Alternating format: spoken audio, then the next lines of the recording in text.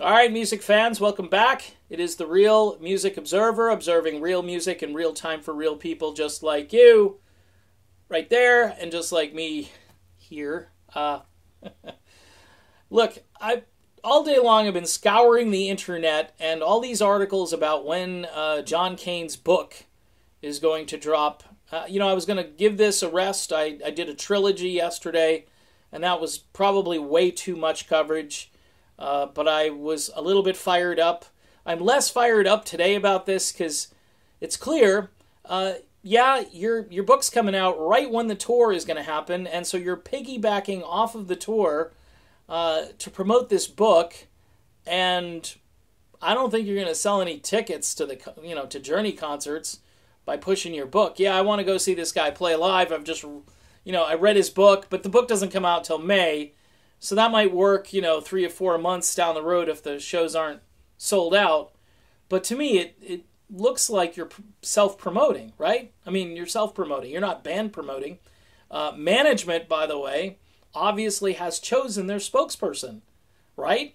Because if management wanted Cain to go out there and go to radio and do all these different things that Neal Schon has been doing, then management would have arranged that. But management is...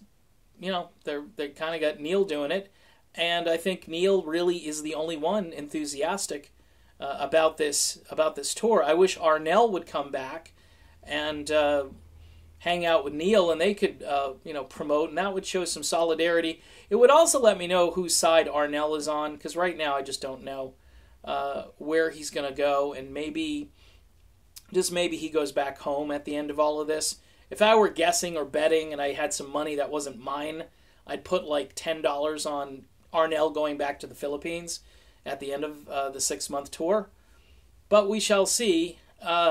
What's really mind-boggling, though, is everybody's talking about this book. It's a memoir. It's got all of this spiritual content, and it's going to focus a lot on how Cain was brought to the band in 1981. By the way, Greg Raleigh was the guy who recommended that they get John Cain from the Babies. That's a well-documented fact. So Greg, I think, did a very humble thing by bowing out and suggesting someone else who could take his place. And Greg probably knew the direction the band wanted to go in, and when he made that recommendation, he probably figured, hey, here's a guy who isn't going to sing any lead vocals, but he can write and he can play, and that will work better for Steve Perry, in which it truly did. So kudos to Greg Raleigh for doing the magnanimous thing by kind of recommending and then bowing out gracefully. But this idea that God brings you to a place in 1981 where you enjoy all of this explosive success and probably a lot of drugs, sex, and booze, okay? It's the rock and roll lifestyle, people. If you're going to write a memoir, if you're going to write a tell-all, if you're going to be truthful, you don't leave out details. Now, again, maybe I'll buy the book just because I want to see if there's anything like that in there, or maybe somebody can read it for me and just give me the Cliff Notes version. That'll be fine. That's what I did in college, and it seemed to work out okay.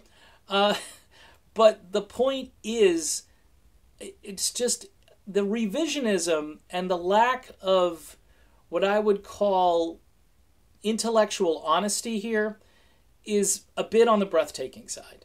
And thankfully, Neal Schon is going to keep this boat floating, because I don't think it's going to float with these guys on it. In fact, it was funny, as I just watched a video, and I posted the screenshot of it on, I think I did it on Twitter, where Jonathan Cain had an interview back in December with CBN, that's the Christian Broadcasting Network, and I believe the woman who interviewed him is named Terry Mewson. And they were just talking about his album Unsung Noel. Well, underneath the description on YouTube, it said, interview with former Journey member Jonathan Cain. Okay? Typo or divine providence? You decide. I'm Dave, and this is the Real Music Observer. I'll be back observing more real music in real time for real people, just like you right there, and just like me right here. See you then.